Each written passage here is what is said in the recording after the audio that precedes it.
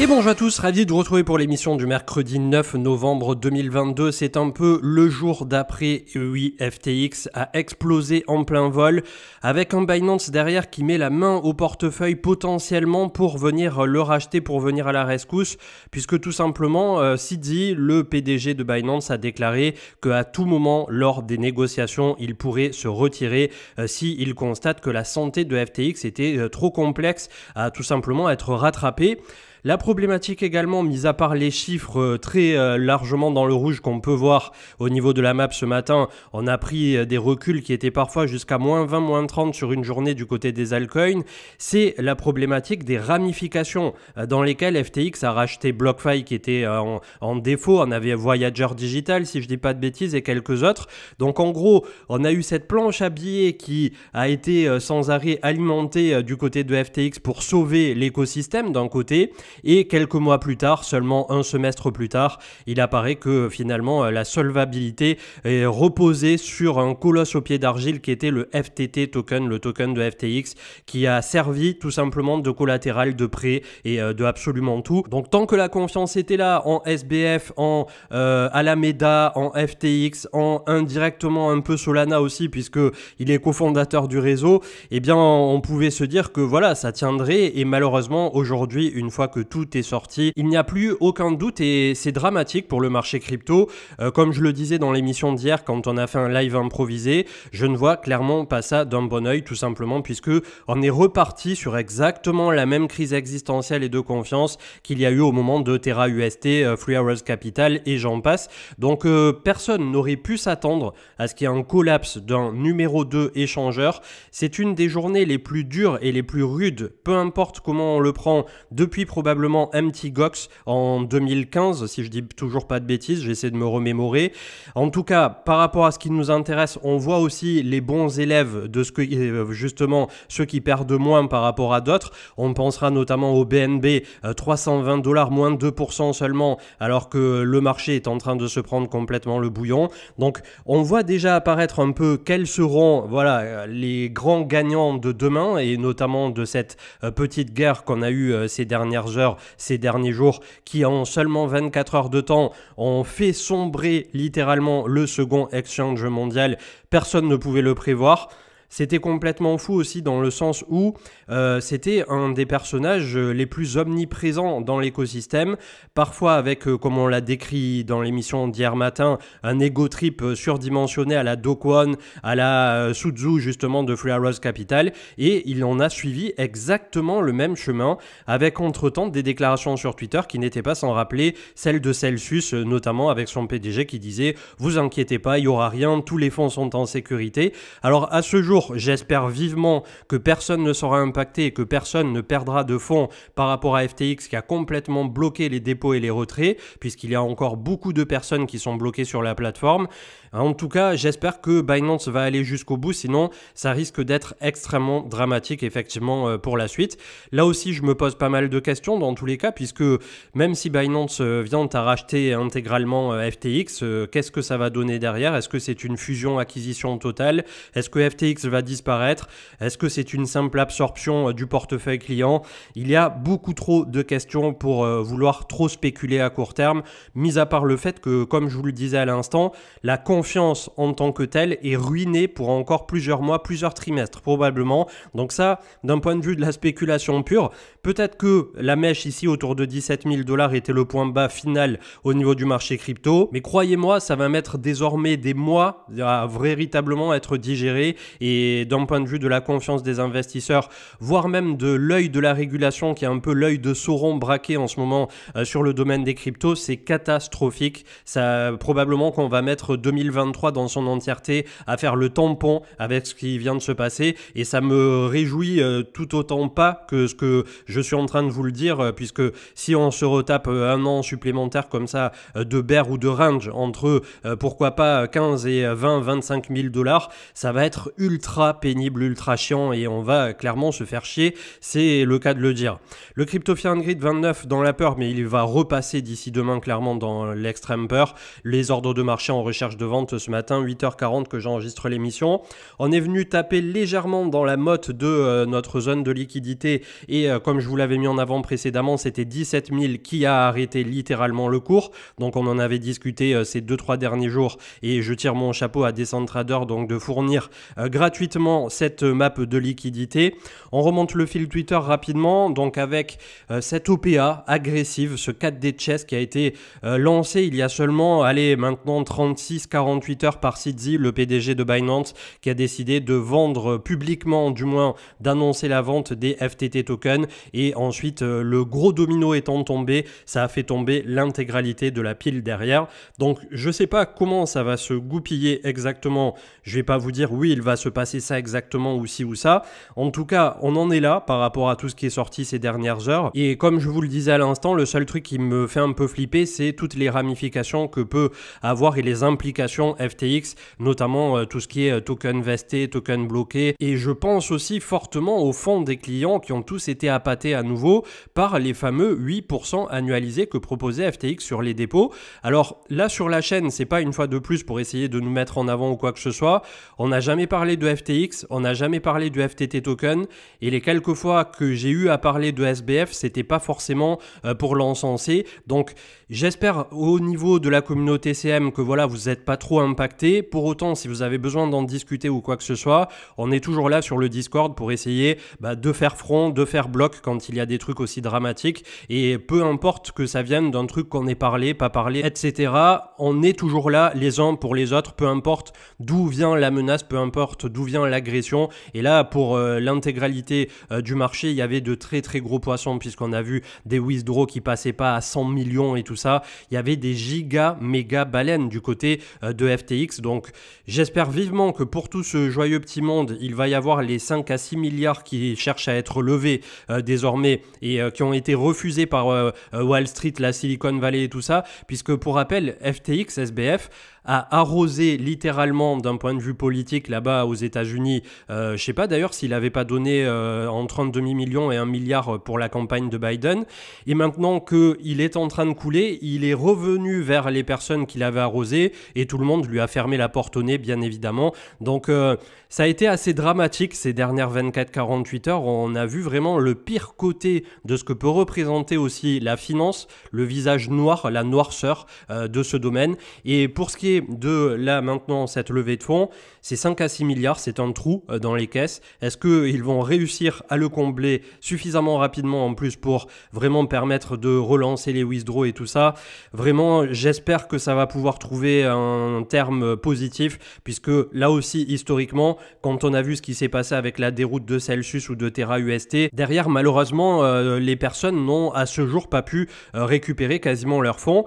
On avait Glassnode donc, qui mettait en avant que sur les dernières 48 heures, suite à ce drawdown extraordinaire, on a eu effectivement le SOPR, les BTC qui sont en gain ou en perte, qui ont reculé encore d'une dizaine de %. Je ne sais pas si vous vous souvenez, là aussi je fais de la rétrospective de tête, j'essaie d'aller creuser loin dans ma mémoire, mais c'est en gros le drawdown que nous annonçait aussi Willy Woo à l'époque, en nous disant qu'on avait encore un petit 10-15% de Bitcoin qui était trop en gain par rapport au bear market précédent.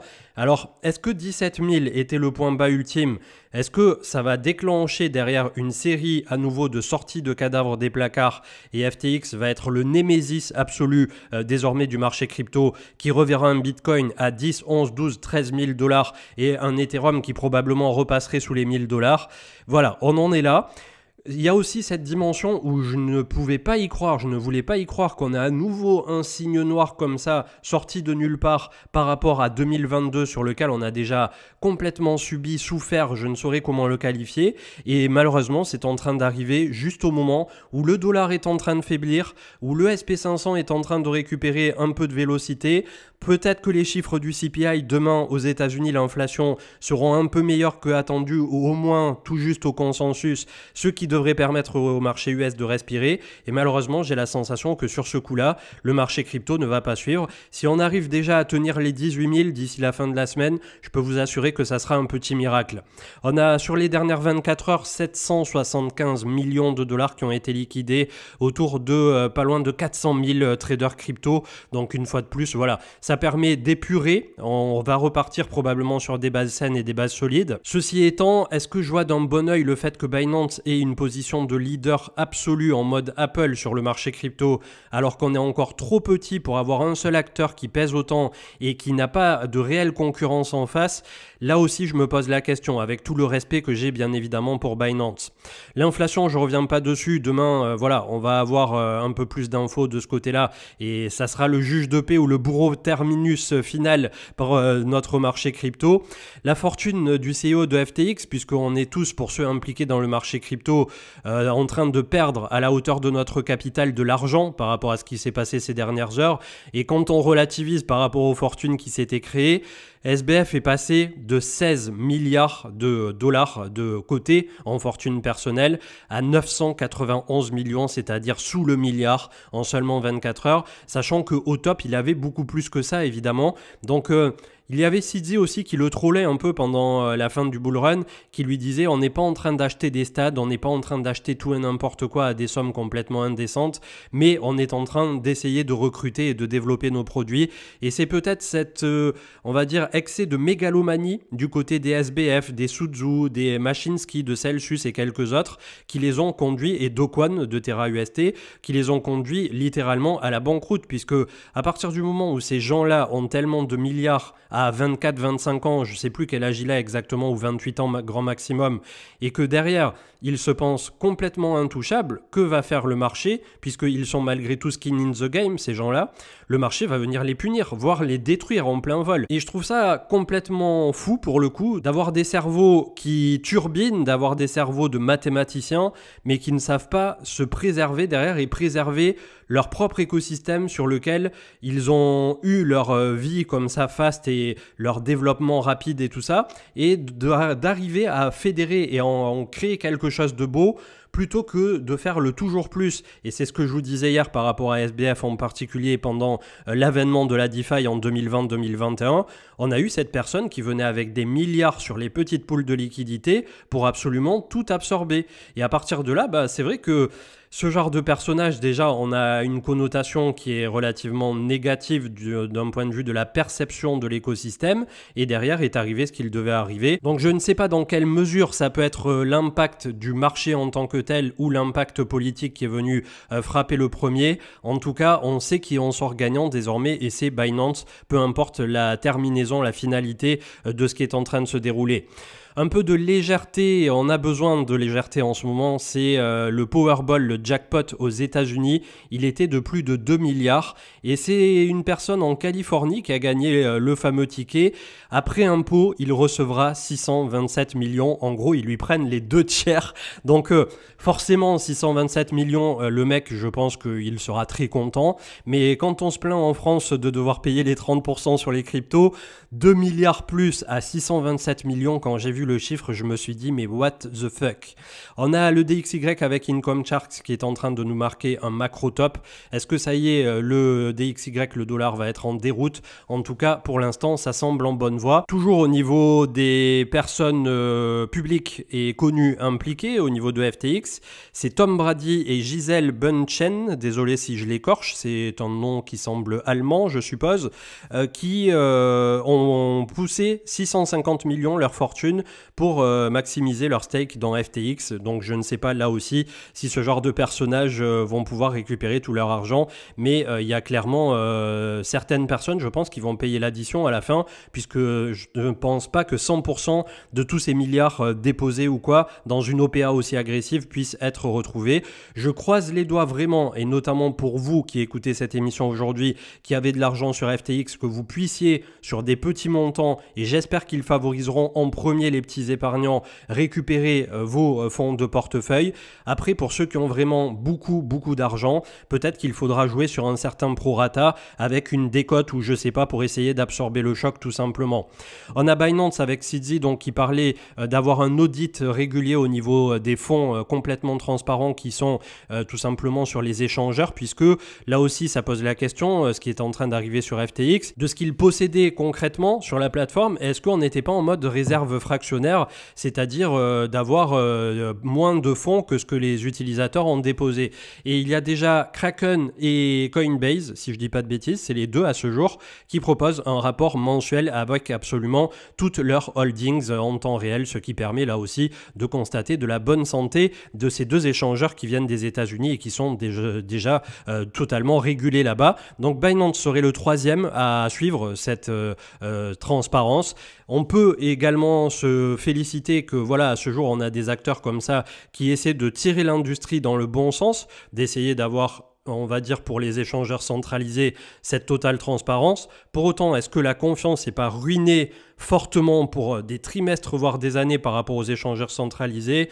Je suppose là aussi que ça pourrait faire la part belle à la DeFi qui continue de gratter ses propres parts de marché.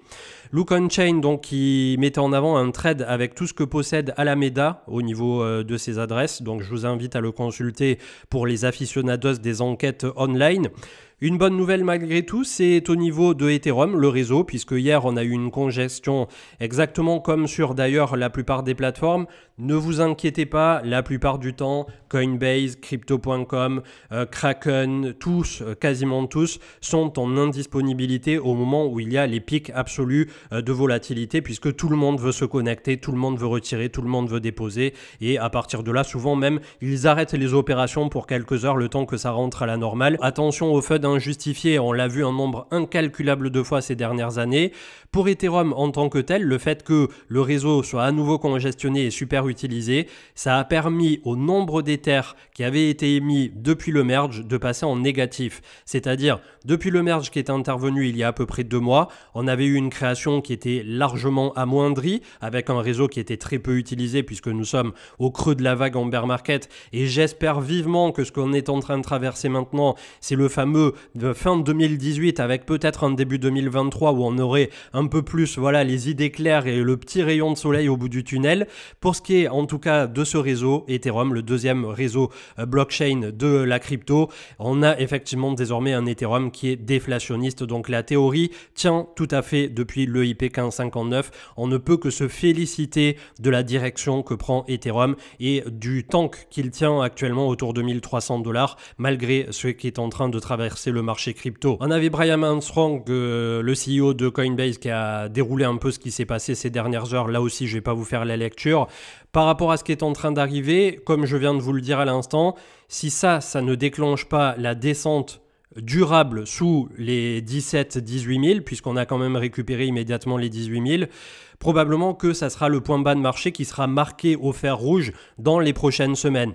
Malgré tout, est-ce que désormais on n'est pas dans une configuration encore plus dégradée? Bien évidemment que si, puisque comme je viens de vous le prouver sur ces dernières 15 minutes, on est effectivement dans une crise à nouveau existentielle, dans une crise de confiance, et Dieu seul sait jusqu'où tous les cadavres qui vont sortir de FTX Alameda peuvent aller, et notamment peut-être un retour en arrière, un backpedal de Binance qui dirait il y a trop de choses, c'est trop compliqué, on vous laisse couler en paix, et malheureusement ça emporterait encore le marché un peu plus bas. Donc je vais vous reparler des zones techniques, on va voir ça dans quelques instants. Désolé, une fois de plus, ça va être une émission probablement de demi-heure et plus, mais là on est sur quelque chose qui n'était censé jamais arriver au niveau du marché crypto et est quand même arrivé. Donc c'est vrai que depuis mars 2020 avec le Covid, on a quand même été vachement gratiné ces 2 dernières années. Je sais pas si 2023 nous réserve les extraterrestres ou un truc sorti du chapeau, mais en tout cas c'est complètement fou. Pour ce qui est des US, eh bien probablement la SEC à Binance au niveau du rachat de FTX dans le viseur. On va voir si ça concerne aussi la branche US ou non, puisque c'est des entités différentes. Et comme je le disais ici, c'est douloureux par rapport à ce qu'on est en train de traverser. Et c'est clair que c'est pour ça que quand on est en bull run au bout de 2-3 ans de bear market et de consolidation et de sacrifice, de sueur, où on est pendant 6 mois de temps en général, maximum 9 mois, 1 an en bull run, c'est-à-dire que tout monte, eh bien tout le monde est euphorique et c'est tout à fait normal puisque on a traversé ces périodes-là qui sont des périodes extrêmement difficiles. Et c'est vrai que pour quiconque s'intéresse au marché crypto, c'est aussi des phases qui vont développer votre propre résilience. C'est aussi des phases qui vont vous permettre, quand vous regardez un peu les marchés après transverses, comme les métaux précieux et tout ça, où ça bouge beaucoup moins, d'être complètement à l'aise avec les pourcentages qui s'échangent à la hausse et à la baisse, puisque nous, c'est vraiment à la guerre comme à la guerre, vraiment dans la crypto. Et une fois que vous êtes depuis quelques années là-dedans, voilà, en général, vous avez le cuir suffisamment tanné pour passer absolument tous les temps, quels qu'ils soient. Le tout, si vous arrivez à survivre suffisamment longtemps, en restant au spot, puisque les personnes qui font du levier, on l'a vu, on avait 800 millions qui ont été liquidés. Je trouve ça toujours aussi dramatique. Et pour autant, malgré tout, je pense que ce qui s'est déroulé hier a été moins dramatique que ce que ça aurait pu être déjà si Binance n'était pas venu voler un peu au secours. En tout cas, pour l'instant, dans l'intention de sauver FTX. Mais deuxièmement, si on n'avait pas encore eu Terra, UST et Celsius. En gros, là, on a déjà eu tous ces joueurs qui ont permis d'épurer en profondeur une première fois le marché. Là, on est en train de faire la petite réciproque. Est-ce que ça peut devenir une réciproque aussi dure, aussi profonde que ce qu'on a traversé précédemment? C'est là toute la question. Et c'est là où il va falloir être vachement observateur sur les prochains jours et les prochaines semaines. Est-ce que FTX et Alameda peuvent être sauvés comme ça en une seule fois, en un seul bloc, et on fait totalement confiance à Binance? Ou est-ce que derrière, ils se rétractent et là, on verra le Bitcoin autour de 10, 12, 13 000 dollars probablement. Et j'ose pas imaginer ce que deviendront les autres alts. Ça serait le même drawdown au final que 2018 avec des alts qui en majorité auraient, en tout cas pas pour les gros dossiers, tout ce qui sort un peu du top 25, top 50, probablement tous perdus des moins 98 à moins 99%. Comme si la journée n'était pas assez folle hier, on a Do Kwon qui est apparu en même temps qu'un certain, je sais plus comment il s'appelle d'ailleurs, celui qui est au milieu là, apparemment il était en prison et tout ça, enfin bref, il serait sorti il y a pas longtemps, il y en a qui disent qu'il est encore en prison, c'est une des personnes les plus recherchées, les plus détestées, je ne sais pas qui c'est, pour le coup j'en avais jamais entendu parler, peut-être que je suis pas là depuis suffisamment longtemps. En tout cas pour Do Kwon, alors qu'il est recherché internationalement par Interpol, il apparaît lors d'un live chez Kobe hier, donc c'était lunaire, c'était une journée lunaire. Là franchement, du matin au soir on a été scotchés, on a été tous choqués, les petits portefeuilles, les gros portefeuilles, les OGs, les personnes qui sont là depuis 2013, 2010 et tout. C'était un joyeux bordel, n'ayons pas peur des mots. Et comme je vous dis, peut-être que certes, ça fait aussi qu'on ne s'ennuie pas dans le marché crypto, mais je vois clairement pas ça d'un bon oeil ce qui s'est déroulé ces dernières 48 heures. Avant de clôturer le chapitre des news, j'attire votre attention sur le fait que vous êtes quelques-uns à me remonter qu'il y a de plus en plus de pubs sur YouTube. Malheureusement, ça n'est pas de notre fait. En général, on met 1 à 2 spots de pub à peu près tous les 10-15 minutes. Donc sur une vidéo de 20 minutes, vous allez en avoir un au milieu. Sur une vidéo de 30 minutes, vous allez en avoir 2 au maximum. Et malgré ce, il y a des personnes qui ont jusqu'à 6 pubs en plein milieu. YouTube serait en train de favoriser au niveau de l'algorithme les contenus courts et les shorts, et il y aurait également pas mal de cloches qui ont sauté, donc je vous invite à vous abonner, je ne le demande quasiment jamais, et à activer la petite cloche et à vérifier qu'elle est bien activée, puisque sinon ça vous notifiera peut-être dans 2 jours d'une vidéo qui est sortie hier. Et deuxièmement, par rapport aux pubs, je vais essayer de le réduire au maximum du côté de ce sur quoi j'ai la main, mais il y a YouTube, et on l'a vu au niveau de tous les créateurs de contenu, ceux qui font des millions et des millions, pas les petits comme moi, qui sont en train de perdre des millions de vues au profit des shorts. Donc est-ce que YouTube est en train de se tiktokiser? Déjà qu'on avait un temps d'attention qui était désastreux, notamment pour la nouvelle génération, les jeunes ados de maintenant. Bon, là, au niveau de mon auditoire, je vous l'avais mis preuve à l'appui qu'on est plutôt entre 25 et 45 ans. Donc je suppose que vous avez un temps d'attention qui est peut-être un peu meilleur. Mais pour les autres, voilà, ça va devenir dramatique si YouTube est en train de switcher du côté, on va dire, sombre de la force. Le crypto total, 854 milliards, on est passé en une bougie de 985 à 854. Donc on a effacé entre 100 et 150 milliards, c'est complètement fou. J'attire votre attention sur un seul truc là, à court terme, c'est que on a des volumes qui ont été exécutés en hebdo alors qu'on est à peine mercredi, qui sont aussi grands quasi que la capitulation qu'on avait eue ici en mai 2021 lorsqu'on on pensait effectivement que c'était le top absolu de marché et ensuite il y avait eu le petit truc automnal. Ça aussi, le truc automnal, il y avait les rumeurs, les bruits de couloir, malheureusement on ne pourra jamais le vérifier, que c'était FTX qui l'aurait complètement drivé de son côté pour ensuite servir d'exit liquidity. Donc je vais pas rentrer dans ces considérations, ça m'intéresse pas, mais encore une petite casserole potentielle qui allait du côté de FTX. 500 milliards du côté des Alpes, pile poil sur la moyenne mobile 200, ça je vous l'avais donné ces derniers jours, si c'était le scénario malheureusement triste qu'on vient de connaître qui se déroulait. On est pile poil sur un support au niveau du RSI autour de 37 de RSI hebdomadaire pour les alts. On est moins mal foutu que sur le BTC. Pour autant, quand on regarde en hebdo, à nouveau, on commence à avoir cette perte de certitude, cette perte de confiance et je ne sais pas effectivement jusqu'où ça peut aller par rapport à toutes les possessions, tous les vestings et tout ce que peut avoir d'implication derrière Alameda et FTX. On est venu donc pour Coinbase faire un double point, double contact parfait autour de 17 558. C'était la mèche précédente de juin 2022. On voit qu'on a un peu de volume qui est exécuté ces derniers temps, mais pour autant, voilà, j'attends plutôt de voir d'un point de vue fondamental désormais comment ça se goupille, plutôt que de juste regarder les charts en priant pour que ça passe pas au travers, puisque là on va pas non plus nier la vérité, on est tout à fait sur une situation qui est à la fois inédite et inquiétante. SPX, le SP500 qui lui malheureusement au même moment retrouve un peu la santé, donc ça aurait dû bénéficier aux cryptos et malheureusement ça n'est pas le cas. Avant de revenir aux cryptos, je vous passe immédiatement le dollar pour vous montrer que lui aussi commence à faiblir et arrive sur un support autour de la moyenne mobile 20 hebdomadaire. Si jamais ça lâche, c'est un retour entre 105 et 103 ici avec la moyenne mobile 50. Un petit coup d'œil à Ethereum qui malheureusement repasse sous le cluster des 1350 à 1500, 1600. On a la moyenne mobile 200 désormais à défendre pour la fin de semaine et ensuite on a ce point on va dire point bas de marché autour de 880 $ pour Ethereum, sachant que ça en fait un actif qui devient de plus en plus désirable, comme on l'a dit en nombre incalculable de fois. Il devient déflationniste. Il offre actuellement 5,50 annualisé. On a vu la roadmap de Vitalik qui est en train de remplir ses petites bulles jour après jour et qui, d'ici les prochaines années, fera de Ethereum probablement un réseau qui sera supersonique, si je puis dire, pour ceux qui aiment le terme ultrasound money. Voilà, je pense que quiconque à ce jour s'intéresse au marché crypto devrait s'intéresser à Bitcoin et à Ethereum. Après, je ne peux pas pousser la réflexion et la logique beaucoup plus loin que ça. Chacun fera ses choix en son âme et conscience, bien évidemment.